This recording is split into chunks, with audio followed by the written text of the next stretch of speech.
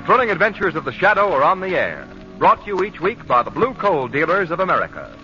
These dramatizations are designed to demonstrate forcibly to old and young alike that crime does not pay. Before the Shadow begins today's adventure, I want to ask you a question. What's the best hard coal you've ever burned? Well, if you burn blue coal, I'll bet you can answer that question right off the bat. And if you don't burn blue coal, I sort of feel it's my duty to tell you just what you've been missing. Clean, radiant, invigorating warmth that takes the chill off the house in a jiffy. That's the kind of heat you get from blue coal. And find out for yourself. Order a trial ton from your neighborhood blue coal dealer tomorrow. He'll show you the easy, economical way to heat your home. The Shadow, mysterious character who aids the forces of law and order, is in reality Lamont Cranston, wealthy young man about town. As the Shadow, Cranston is gifted with hypnotic power to cloud men's minds so that they cannot see him. Cranston's friend and companion, the lovely Margot Lane, is the only person who knows to whom the voice of the invisible Shadow belongs. Today's story, Death Rides a Broomstick.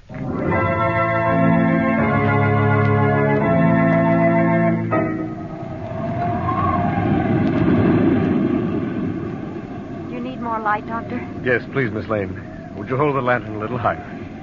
That's it. I'm trying to be as careful as possible, Mr. McCaffrey. I understand, Doctor. Go right ahead. Mr. Cranston, would you hand me those bandages now, please? Surely. Here you are. How is he, Doctor? I'm just dressing the wound now, Commissioner. I think we ought to learn just what this is all about. But, Commissioner, he's not in any condition to talk now. I'm all right, Miss Lane. I'll explain everything right from the beginning. Then it'll all be very clear. Would you mind propping me up a bit, Doctor? Not at all. There you are. Thank you. My family, the McCaffrey clan, is an old family. And like many old families, there are many things in our past that we'd like to forget. Among them is the fact that many years ago, 1741 to be exact, my great-great-grandfather, Thad McCaffrey, chieftain of the clan McCaffrey, officiated at the execution of a woman condemned to be burned at the stake on a charge of witchcraft. It took place in the courtyard of the old castle, far up in the Scottish Highlands. And as the story goes, everyone in the township had gathered. There she is! They're turning the witch to the stake! Witch! Witch! Burn the witch! Burn the witch! Burn the witch! I burn her! Be it known to all that this woman, taken in the practice of black magic and known to be a sorceress in league with the powers of darkness and the evil one himself, is this day to be burned at the stake, that her remains may not be buried in hallowed ground, nor may any offer prayers for the peace of her soul. Her judged to and signed with the seal of the chieftain of the clan McCaffrey. Executioner, apply the torch! Wait, stay your hand! If I am to die for my witchcraft, then is the clan McCaffrey to feel the power of it. This day I curse you, McCaffrey, with a dying curse. I give you 200 years from this day, and in the second month of the second century from this date, every male who bears the name of McCaffrey shall die a horrible death. By the end of that month, there shall be no man living with the name or the blood of McCaffrey. This I promise. Enough! Apply the torch! The curse! Apply the torch! The curse is on you!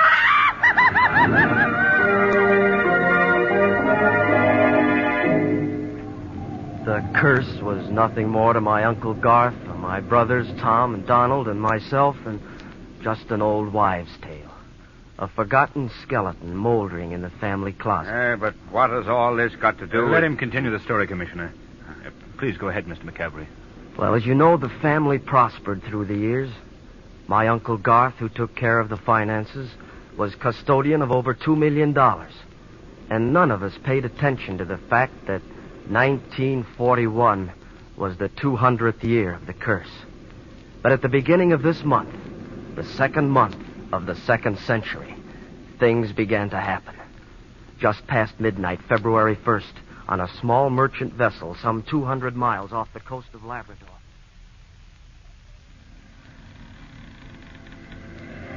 Our mate, snatched from the prime of life, whom we must leave behind us buried in a sea grave, shall hold a place in our hearts forever.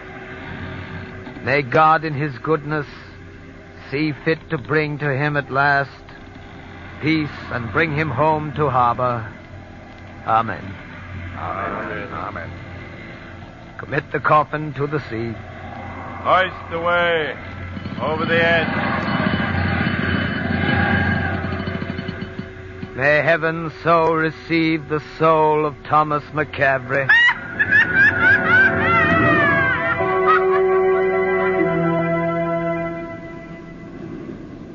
He was the first to die. This was your brother? Yes, Miss Lane, my younger brother, Tom, dead at sea. I remember the night that I received word of his passing. Without knowing why, I found myself looking at a calendar. And for the first time in my life, I gave serious thought to the family curse. Later that evening, I paid a hurried visit to my brother Donald's apartment to bring him the fearful news.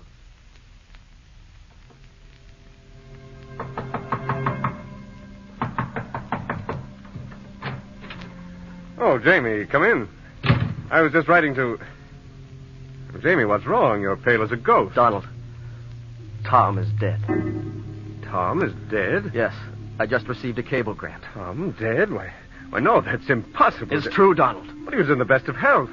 What happened? The cable just said, cause of death unknown. Cause of death unknown? Donald, do you know what month this is? Well, yes, it's February. Why? February is the second month of the second century. Well, what has that got to do with... Oh, yes, I see what you mean. Now, Jamie, you don't think... I do. I believe that the curse of the clan is now at work. Oh, come now, man. In this day and age, no one can believe that a story that's been handed down... Donald, someone fired that shot from outside this window. Look, they threw the gun in through the glass. Why in the name of heaven should... Look, it's mine. That's my gun. How in the world... Jamie. Donald, what's the matter? I've been shot. Donald. Donald!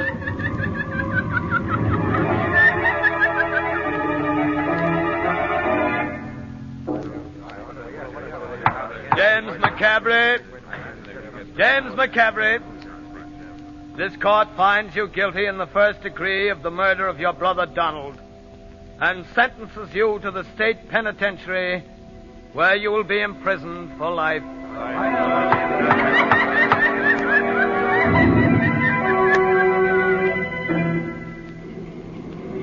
Say, officer, it's pretty stuffy in here. Would it be asking too much if we went out to the observation platform?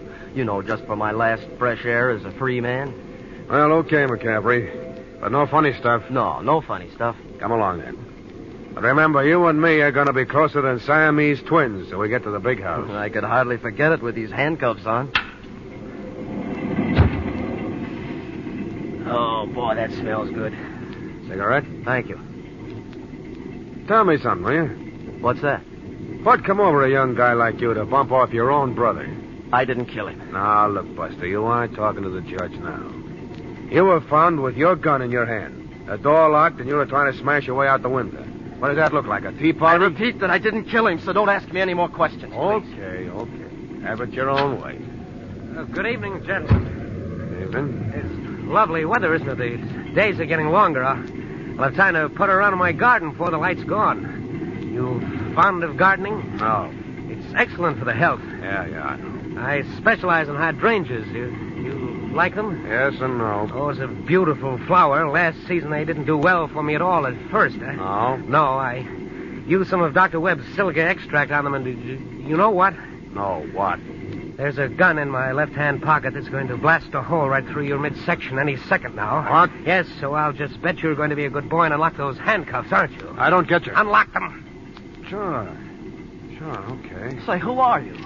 They call me the Smiler. Well, what's this all about? You'll find out after we're off this train, Jimmy. Now, over the side with you.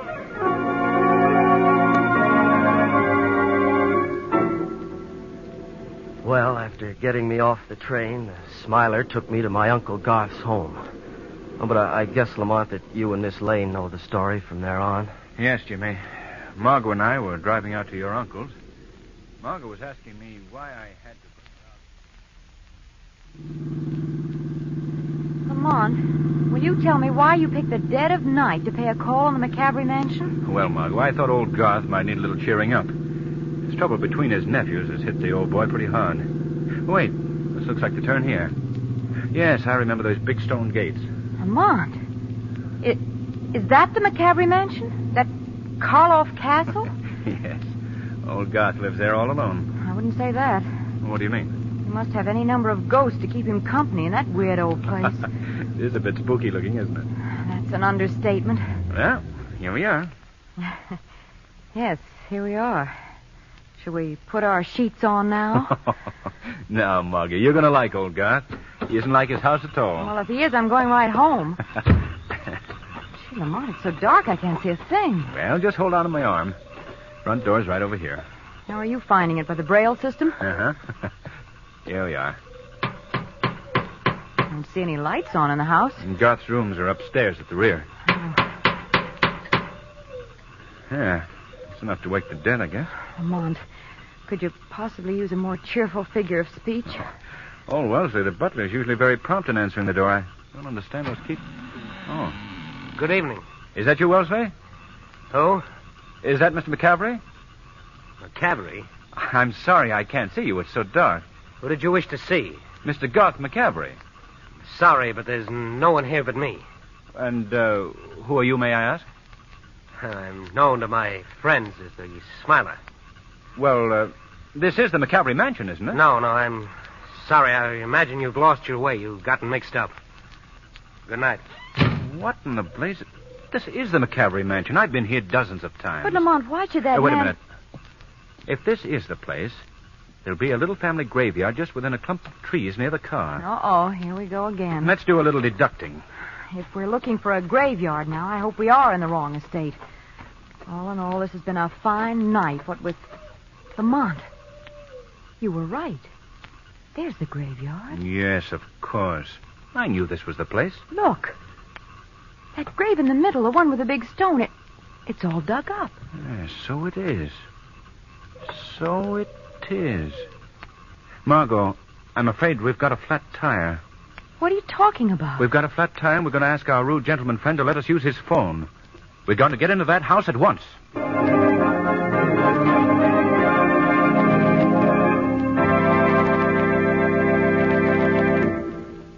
Will Lamont and Margot succeed in getting into the house? We'll find out in just a moment. But first, do you know the most popular topic of conversation these days? Well, it's still the weather. But nowadays, people don't just talk about the weather. They do something about it. Yes, sir. And millions have the last laugh on Old Man Winter by burning blue coal. Well, they've discovered that blue coal gives them greater heating comfort at less cost. And no wonder. Blue coal is America's finest hard coal. Mined deep down in the ground where only the choicest hard coal is found. Consequently, there's no finer fuel your money can buy. Yes, blue coal distributes steady, longer-lasting, healthful heat. And a blue coal automatic heat regulator makes it doubly easy to keep your house at the exact temperature you want. Just a flick of the finger and the thermostat is set, and your furnace dampers open and shut automatically. Blue coal and a blue coal heat regulator make the modern combination for a low-cost, convenient heat. So try the easy blue coal way to heat your home. Phone your neighborhood dealer tomorrow. Ask him for a free furnace inspection, and let him help you enjoy better heat at less cost. His name is listed in the Where to Buy It section of your classified telephone directory under the words Blue Coal. And now, back to Death Rides a Broomstick.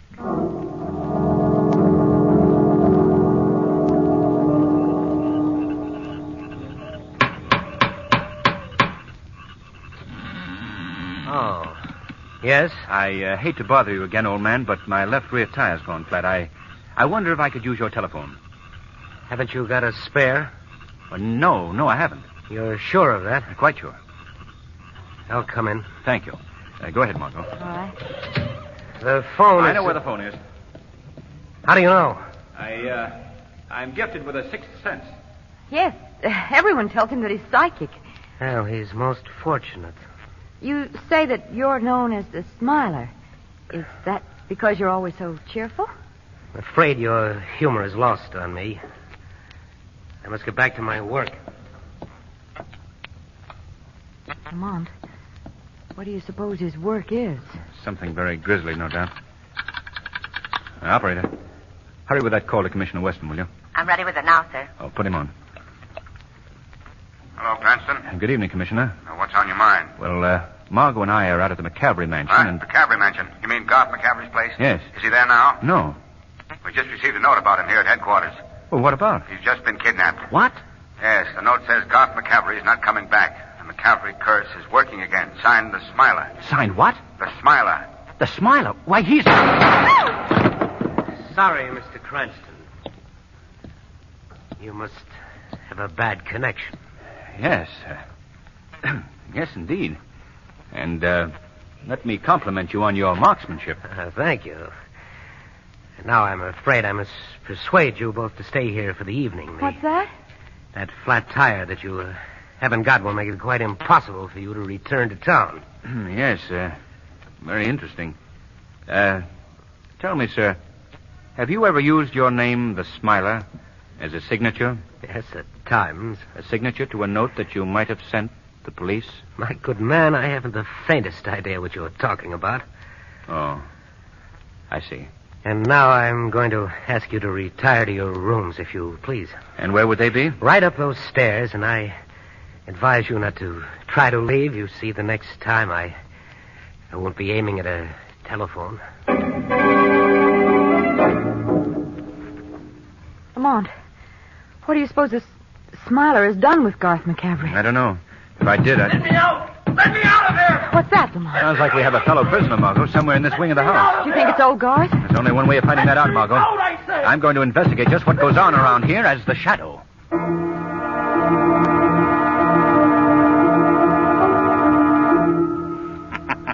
What was that? Who's there? What are you doing here, James McCavery? I'm being held here, a prisoner, but who speaks to me? I am a friend. I'm here to help you. How did you get here? I escaped from the train that was taking me to the penitentiary. How? I was helped by the man who later brought me here to my uncle's home. Was this man the Smiler? Yes, he was. Is he the one who locked you in this room? That's right. Why are you being held prisoner? I don't know. Do you know where your uncle is? I believe so. He's been kidnapped by a gang of murderers. How did you learn that? I overheard the Smiler speaking on the phone to the men who've taken my uncle away. Did he happen to say where they might have hidden him? Yes, at least he mentioned the name of the Sailor's Roost. It's a tavern out on the seacoast. Say, wait a minute.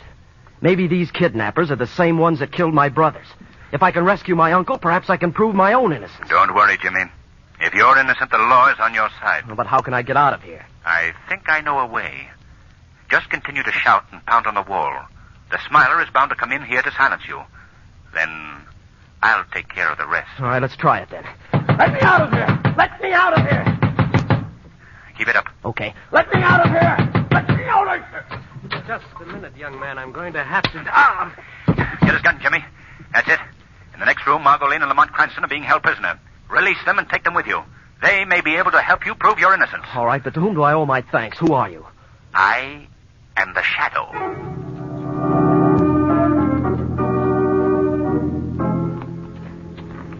Well, according to the sign, this is the Sailor's Roost. I have an idea they aren't going to give us a very hearty welcome. Well, Margot, at least we have never been thrown out of any lower dive than this. You get 100 for that little gem. You have the gun, Jimmy? Yes, Lamont, very handy. All right, then take a deep breath and in we go.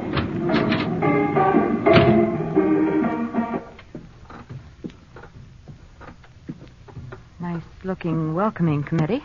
Yes. Chummy-looking group of cutthroats. Where'll we go? Straight ahead to that back room. Follow me. All these hoodlums are watching every move we make. I know it. All we can do is Wait hope... a minute. Where do you think you're going? Why, we thought we'd have a drink back there. You'll have a drink in here, buddy. There's more room, and it's nicer for a lady. Now, what'll it be? Well, something warming. Brandy and Benedictine be all right for you two? Well, that's swell. Yes, fine. Okay. Anything else on your mind? Else? Yeah. Else. Well, only that we're looking for someone. Who? Mr. Garth McCavery. But I don't suppose you'd know anything about him. I don't. No, I somehow didn't think you would. You'll have to wait a second for your drinks. I've got to get some Benedictine in the back room. Oh, interesting chap. Isn't he? And what's more interesting is that right behind the bar there are at least 6 bottles of Benedictine. He wouldn't be notifying someone that we're here, would he? James, I think he would. Well, we're certainly the object of all eyes. Every thug in this place is glaring at me.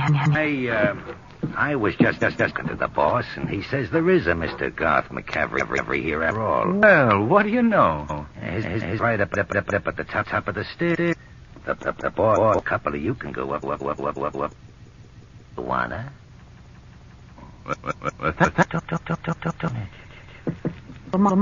It's a trap. Undoubtedly. Not by that door. Call the police. Watch. Right. On, Margot. Going. You. Wait.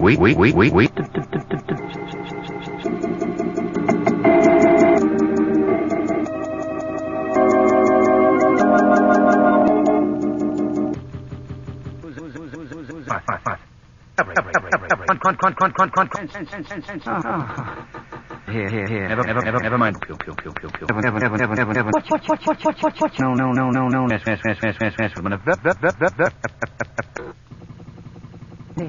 Oh, no.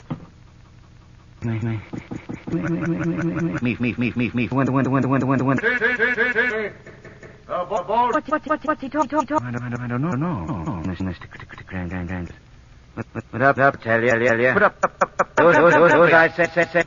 How about my... What's all about? We're here to say... That's very touching. What do you mean? I mean you blundered into something that's business. And you have both of you. Then you hear your own free will, Mr. McCack. All right, I'll be right there. That boat's taking me to a tramp steamer. In the... Your purpose? My purse is in the black valise and the connect. That back contains all McCavery millions. Beverly Bird to cash. Oh, I see. What is you seeing, Dr. Cranston? I see now that you are the murderer of Excellent deduction. But it's come too late. What's that? It could have here your nephew's name. Yeah. Or here by nephew's name. Names. But he's my house, prisoner. Wrong. He's right on stairs in this building. How did he get here? By some process, I'll bring him with. Well, the police... Jimmy! For God's sake. Look out. Look out for him, Jimmy. What do you mean? It means I engineered your escape from a term of life imprisonment so I could personally give you a quicker death. Death from this gun. You mean, Uncle Garth? Yes, he does, Jimmy. That's why he had the Smiler help you escape from the train so that you, the last to be killed, could never talk, even in a prison cell. No. Well, that explains the open grave we saw. It was to be Jimmy's grave. Oh, I can't believe it. No? Then perhaps this'll convince you. Jimmy, look out! I think you've done just about Keep enough. away from him, unless you want the same thing, both of you. Where are you going?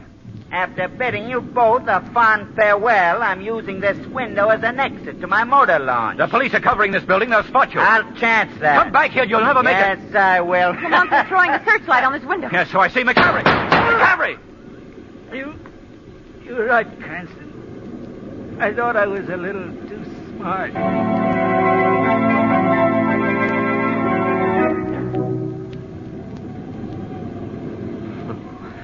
So you see, at least I know now that it was Uncle Garth that was responsible for all the murders, not the McCavery curse.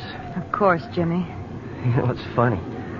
It seemed for a time as if the witch's words were working out, didn't it? Ah, but of course that's nonsense. I may be the last of the McCaverys, but I'm alive. And the second month of the second century ends tonight. So it really was just an old wives' tale. Is it a bad wound, Doctor? Yes, I'm afraid it punctured the heart. Just a skeleton in the family closet.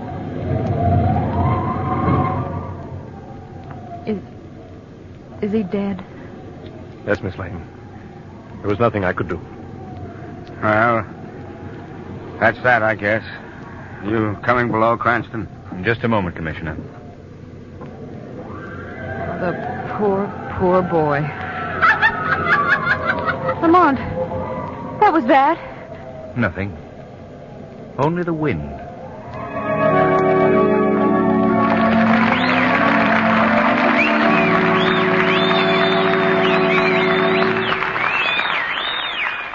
And now, before the Shadow gives us a thrilling thumbnail dramatization from real life, here's John Barclay, America's home heating expert. Mr. Barclay.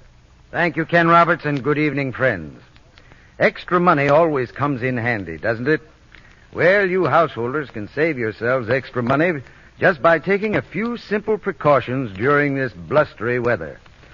For instance, if your house is on a hill, protect the windows on the north side with storm sash and weather stripping. Another sound idea is a storm door on the outside of your regular front door. This way you'll save yourself money because you'll be burning less fuel. And you'll be adding to the comfort of your home at the same time. But of course, there's more to keeping your home comfortable than just protecting it on the outside. You see, the comfort you enjoy also depends to a large extent upon the fuel you select for your heating plant. That's why I want to put in a good word right here for blue coal. As Ken Roberts tells you, blue coal is America's finest hard coal. And that means it sends up a flow of clean, healthful heat that makes your house a joy to live in. But before I close, I want to remind you again that a John Barclay trained serviceman is qualified and willing to help you solve any heating problem you may have. His services are an exclusive blue coal dealer accommodation. It'll pay you to phone your neighborhood dealer in the morning. Thank you.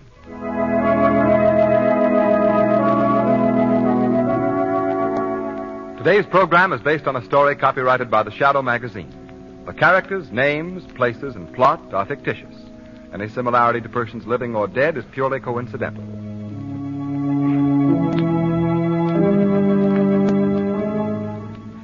And now, fresh from the records of the Pennsylvania Quarter Sessions Court, we bring you conclusive proof that crime does not pay. The defendant, Robert J. Bolts, a financial counselor, stands accused of defrauding his clients of more than $1 million. The plea, guilty. Philadelphia, Pennsylvania, February 24th. Robert J. Bolt sentenced to from 20 to 40 years in the Eastern Penitentiary. Crime does not pay. The Shadow knows. Next week, same time, same station, the Blue Coal Dealers of America bring you an adventure of the Shadow.